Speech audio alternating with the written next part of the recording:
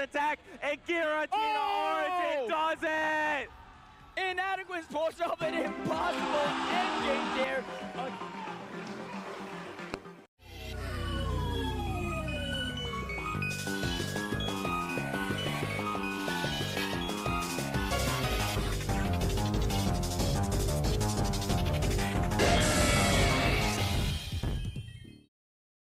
In this video, I'm going to show you my adventure to the World Championships in Hawaii, Honolulu. Last season at the World Championships, I finished top 10 in Japan, Yokohama. It was an incredible performance with a team I wasn't too sure of, and this time I decided to put on some more practice. I tried out many different teams in the practice tournaments that are hosted in my server, but I couldn't really come to something until I saw a team that my friend Scaff99 made for the World Championships, and I decided to use this because it fits my playstyle. Usually I'm quite public with my teams, but this time I wasn't. I wanted to keep this for myself. And thus I also didn't get as much practice in, but I felt ready, and thus we're heading off to Hawaii. Hawaii is a dream destination for many, but for Europeans it's very tedious to get to, as it is on the exact opposite of the world for us. I had to take an 11-hour flight to San Francisco and then a 5-hour flight to Hawaii. It's a 12-hour time difference. So I flew on Tuesday in the morning and I arrived Tuesday in the evening, which is pretty crazy. It was about a trip of 24 hours.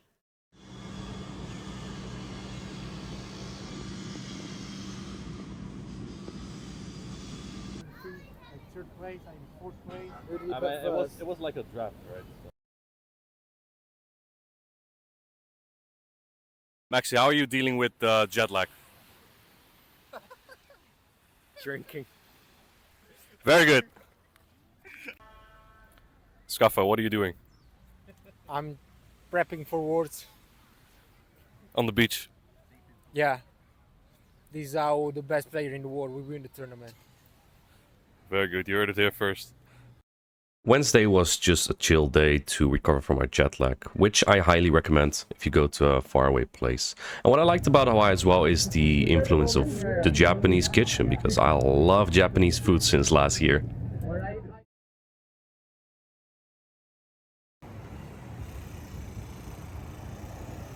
Thursday was a lot of queuing for the Pokémon Center and for the badge pickup. I'll show that merch near the end of the video.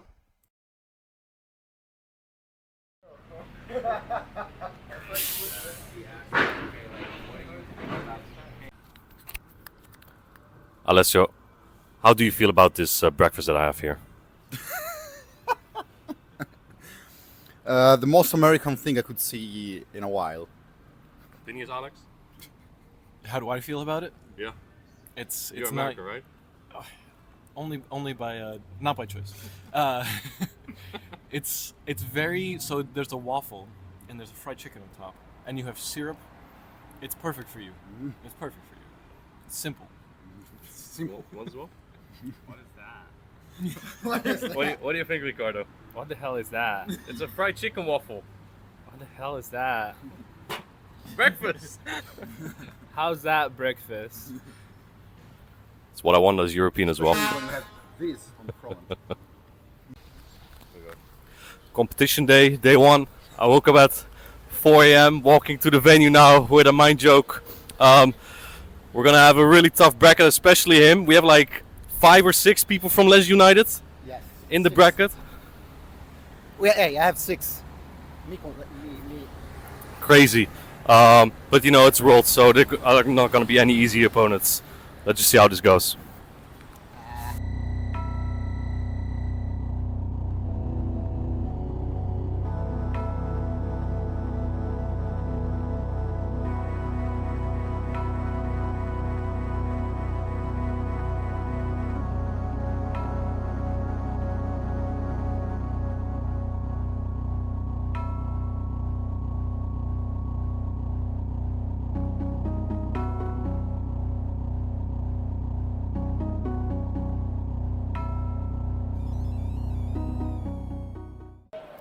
Eric, do you feel confident? We'll see the bracket when it refreshes for the 10th time. So far, pretty good. There was no seeding in this tournament, and it started off with some cruel round ones. The first matchup on stream was Tonto Bateus versus Lindos Rajev. And one thing that I do like about the Lindos or the Brazilians in general, they are passionate and they cheer for each other, which we don't do as much in Europe and North America. Not as loud as they do, at least.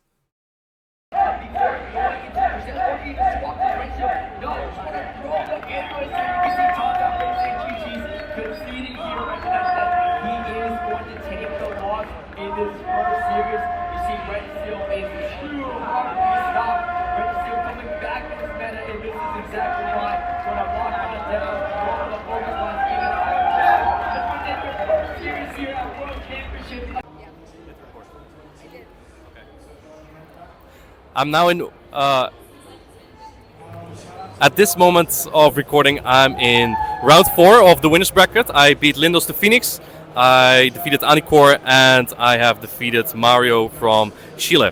I've hardly used Giratina, but they have won me both my second battle in those rounds. So, hasn't been the MVP, but it's been going very well. Lantern has definitely been the best Pokemon that I've been using so far, along with Skarmy, which is unfortunate that my most BP battle Pokemon have been the best, but that is what it is. I had one dispute, which I got because I missed a Machodon like a Clodsire, and I got the rematch. I have not lost a single battle, so I'm in 6-0 in battles and 3-0 in matchups. My next battle will be against Danny WWW. I played him in Utrecht before, won 2-0 against him. Let's see if I can do it again. My potentially final round of the day. If I win this, I go to day 2, and it will be against Dana. He knocked me out of EUIC 2023, and I knocked him out at the Utrecht special event. Dana is a very good player, and maybe not the first name to come up to you as one, but he could very much be someone who just runs through a tournament. He's a very good player, so this was going to be very rough. After losing game number 1, where he didn't bring his best pick, which is the Dugong, I anticipated he would bring it in the next game. So I went with a Lantern and Poliwrath Core and equipped it with Giratina to cover the Charger Bug. I managed to bait his Feraligatr. I have a rank 1 Water Gun Lantern, and that means that if I don't get a Crunch debuff on his first Crunch, I will win the 0-1 shields. Dana knows that switch advantage is very important here, but 2-shield Giratina is a little bit too strong for him as he didn't bring the Lickitung, and I win game number 2. Game number 3 was very similar, with very similar teams as well, but this time I brought the Clodsire instead of my Giratina, just to answer the Charger Bug harder, and he brought Lickitung to answer my Giratina. However, since I didn't bring Giratina again, it evades the Lickitung once more, and 2-shield Clodsire was incredibly good into that Charger Bug plus Lickitung with no shields, and thus I move on to day 2. But then you're also scared to protect shield. It's really mentally hard to face that strategy. I've never seen the pressure to that extent, and I can't wait to hear from the trainer himself. So let's head on over to the stage with Amanda.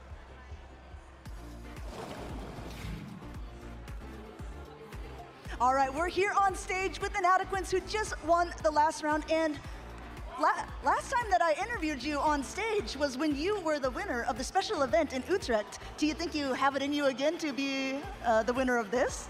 Yes. Easy enough. That's an easy enough answer. So I don't know if you've been listening, you probably can't hear them, but Butters has been kind of talking about how you have a divisive play style because it's a very alignment driven. Do you have anything to say about that? Is your play style that unique when it comes to other players? So I see what Butters has been talking about me. I know he doesn't like my playstyle because, like, you know, Wigglytuff. I think Wigglytuff is cool. You know, Charm just goes all the way, and Giratina, cool. What is Butters' problem exactly? No, I'm kidding. Butters is a good friend of mine. I think that my playstyle is quite unpredictable when you prepare for meta teams, and that makes mine pretty convenient to win difficult matchups like we just had. Yeah, I mean, when we saw that you were playing against Dane, that's a matchup that has been happening before. Obviously, you're both EU trainers, so you played each other in different tournaments. What were you thinking when you saw his name against yours and also the team composition? I was not happy because I know he is one of the best players Europe has to offer.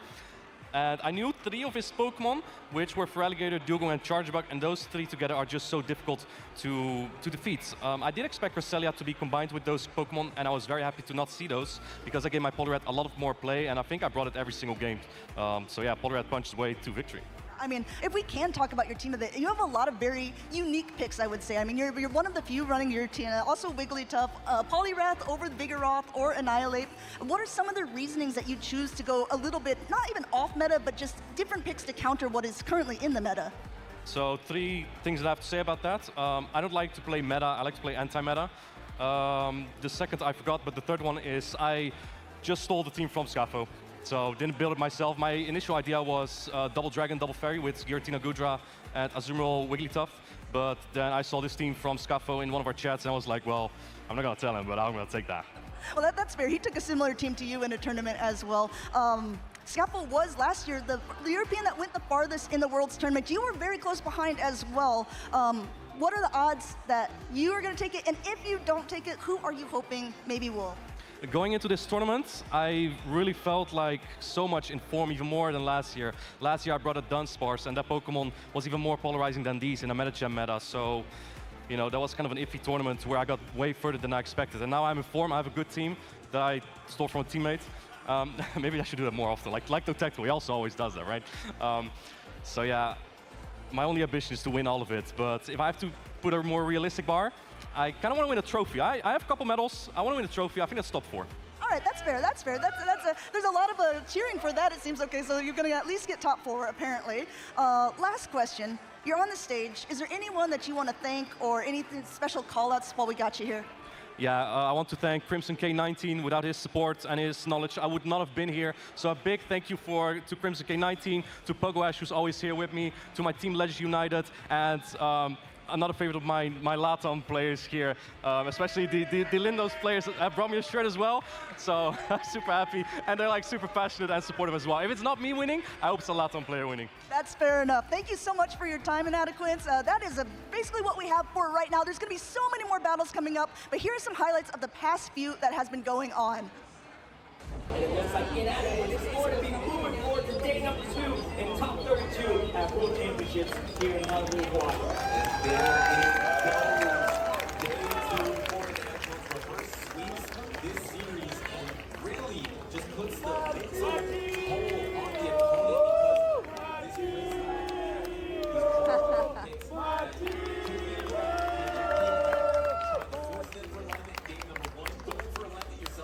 Alright, so I swept my group on day 1 4-0.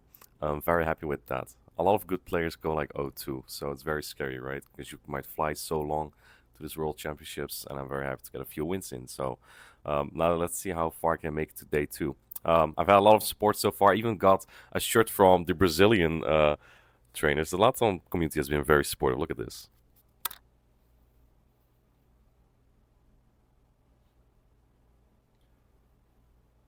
Lindos Martinho. I might wear that.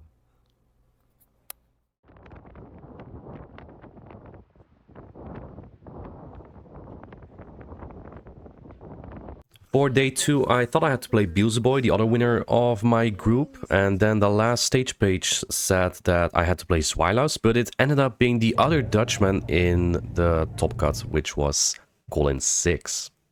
Colin beat me at the 2023 Lille Regional Championship, which he won, and I ended up being top 5 there. So this was a little bit personal. We've played in local tournaments as well, where I feel like I have been slightly in the upper hand, but it's even overall.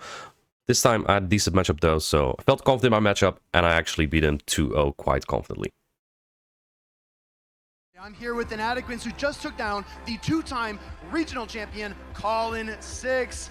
Inadequate, how are you feeling after that enormous victory over one of your EU brethren? This one was personal, Speedy. He took me out in Lille 2023, and I just had that in my mind the whole time, how he outplayed me there, and it felt really good winning this matchup. All I can say is Wigglytuff is the best Pokemon there is. Wigglytuff was the key, especially the Icy win versus the Gligar. That felt like the moment that you locked down the matchup. I saw you fist pump on stage. You said, I've got this game. You knew it was over then, right? The emotions came out a little bit at that point. I wasn't actually sure if that Ice Wind would knock out at that point because I compared it a little bit with the Ice Wind from Poliwrath, but it did, so that worked out. A lot of trainers respect and admire you for your team composition, your preparation, and your ability to perform at a high level no matter the competition. What was your mindset coming into Worlds this year? To win it all. last season I struggled a little bit with building a team. It was a difficult meta. I brought Dunsparce to core break a lot, but it was very polarizing in a meta-gen meta. And this time I wanted to try a little bit more polarizing with Giratina into a meta where Lickitung is top 1 usage. And it's been working well. I didn't need it this time. I don't think it was super good into Colin's team, but I hope that I can steal the show with Giratina one more time this tournament. You used the word polarizing. I've heard polarizing, divisive, a little bit inflammatory language. Butters. Must have been Butters, right? It was definitely Butters who said it, right? But it has been impressive to watch your run through the tournament. Is there anyone you'd like to shout out? Just everyone who's been watching, Pogo my community, everyone who's always supporting me in the chat. I'm super happy with all the support that I always get.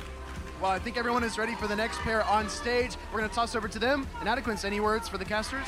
Yeah, thanks so much, Speedy, for this interview. And let's head back to the casters. The support you saw there was for the player Marto Galda, who was going to be playing after me and also was going to be my next opponent.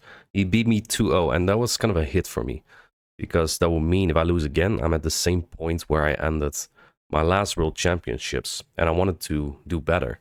I tweeted this to lift myself up, but little did I know what was going to happen after.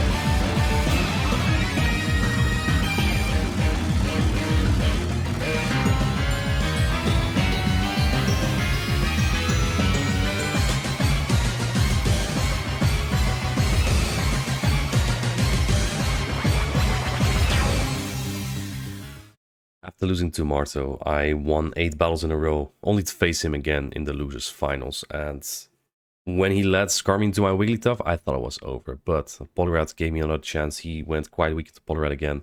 And then in game number 5, the decisive one, Marto again goes quite weak into my Poliwrath lead.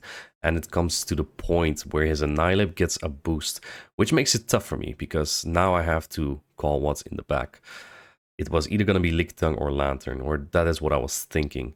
So I brought in my Giratina, which was unfortunate, because if he didn't get the Night Slash boost, I could take the Night Slash, it wouldn't even put me into the red, and Giratina would still be healthy enough to take on Lantern if that was in the back as well.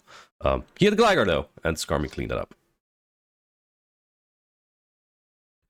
To me, this win was everything. You know, Marto's a good friend, but also I felt like my matchup into Yokai is so good at this point. I was like, I'm so close to becoming world champion.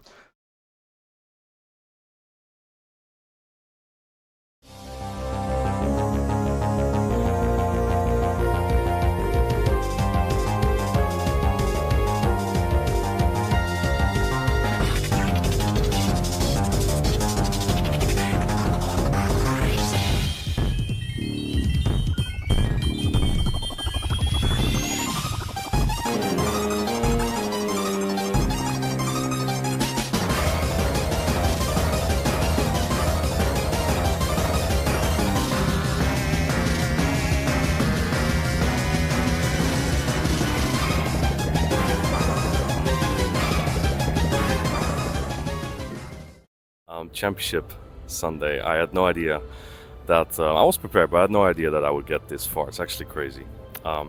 This is right before the grand finals. I'm not nervous at all. I just want to get it over with. And now I've got to speak to you in Adequance. You're well known for some unique teams. How does it feel to be in the grand finals with a core of your own creation? It's actually not my own creation entirely. I have the team from my friend Scafo, but I'm very well known for having that Giratina and Wigglytuff core that I won Utrecht with. So yeah, I'm very happy with where I got right now. Also, we saw you get kind of visibly emotional yesterday. Can you talk a little bit about what being here and being at Worlds means to you? It's unreal. I was very confident going into the tournament, but to actually make it this far and to see all the support I have on my side is crazy. It's so good. Let's hear that support for Inadequates. Are you ready to watch them play? All right, please go ahead, take your seats. And casters, let's get this started.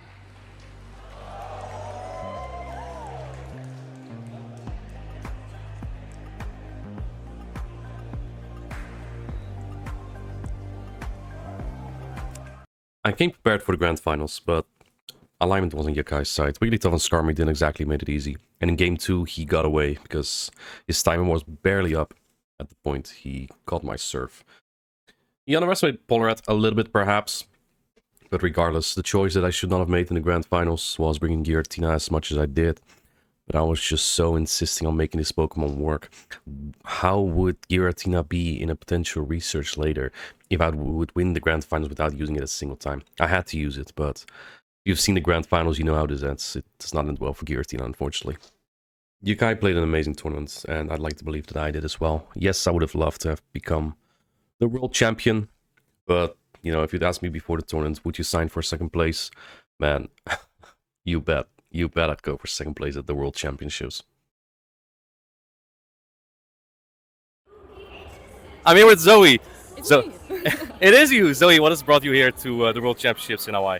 Honestly, here to support, cheer on all the PvP players. Also, thank you, Pokemon, for bringing me out. Disclosure. But yeah, honestly, it's Pokemon Go and PvP. Like, technically, you could be going exploring the other areas and whatever else, but I wanted to spend the most time I could, where I could, kind of like cheering on, especially the Aussies, no shade, but cheering on our Aussies and just kind of like being a part of it and seeing how it's going to go down. You guys are stressing me out. You all play down to like 1 HP every time and like the full sets of 3 or full sets of 5, and it's like I'm going to have an aneurysm, but it's been amazing. Yeah. It's so annoying when people make it difficult for me. I know, right? Final question, when do we make PvP content together? Ooh, World Champ battle, let's go. Whenever you want, I'm down. Emolga got a buff apparently, so I'm back in, baby. Like we're battling again. Actually. Triple buff. I've been saying, everyone's been sleeping on Dedenne, so Emolga and Dedenne, so yeah. I'm back. I'll make a fresh new team. When does it start? First week of the season, yeah? I think first, September 1st? Okay, September 2nd then. Let's do it. For real though, I'll do it, yeah. Coach me. Sounds good. Henry, one thing that I used to do with Thug Tactical was bully him as long as possible until he started doing something I asked him to do. When are you going to compete? Well, it's not in the plans currently. I'm honestly just having too much fun casting and watching brilliant battlers like yourself make all the plays and go through all the stress of competing on the stage, because casting it, way less stressful than competing. Was it worth it coming to the World Championships?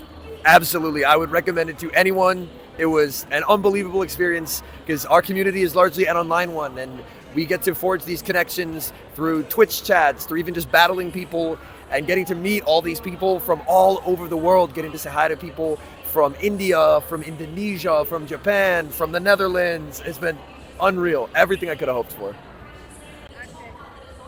I'm here with the World Championship of last season. It's Axton, my good friend. How do you feel about the World Championships this season? I'm very proud of Yakai's finish here. I'm very proud of your finish as well, Inadequates. I don't think that we could have had any better people in the grand finals here. And honestly, congratulations to you, Yakai, and congratulations to you as well. What about yourself? Would you not have been a good new grand finalist again? You know, I figured it was time to let someone else have the reins here. Give them else a chance. I would have loved to win. I had some early mistakes, obviously, though, that took me out day one. And I had a lot of friends at this tournament, so, you know, if it weren't me, I'm glad it was the way that it turned out. The World Championships every year is a great place to be, to see friends, see good battlers. And Hawaii is a beautiful place. We went touring on Monday with friends. Unfortunately, I got sick right after, so didn't do too much after. Let me show you the stuff that I got at the World Championships. To start off, this art that Lou, the Pikachu gave me, the VGC caster, she gave some of the Go champions a painting of like their signature Pokemon, and Giratina is mine. 7-Eleven Gaming was very supportive of the community. Gave me a shirt, some candy, and this thank you card. Of course, I'm not leaving an event without getting some new pins, so I got a Wigglytuff pin. I got 2 from my friend Kakuzato from Japan. He got me one Koraidon and Rayquaza as well. I also got a competitor's playmat and a top 8 playmat. I got the competitor's backpack, which is the light green one here, and the backpack you can buy at the Pokemon Center. Got it from Arrow, and I gave both of them to my friend. It's me, Dio, aka Jeremy. You may have seen it in my GoFest video. And then the Master's back. I'm probably still looking to sell that one. Of course, we also got the plushies. I got an Azumarill plushie with the flower on it, and we get the Pikachu plushie with the scuba glasses outfit. This card right here, I don't want to disclose for how much, but I sold it for a large chunk of money. It's the number 2 trainer of the tournament, and I believe now this is the first year Go and Unite also get theirs. And of course, I brought home the trophy successfully. It was stressful during my flight. I need to get a nice case for it. With my second place, I'm also auto-qualified for the next World Championships in Anaheim, but I will still keep competing. Thank you for watching.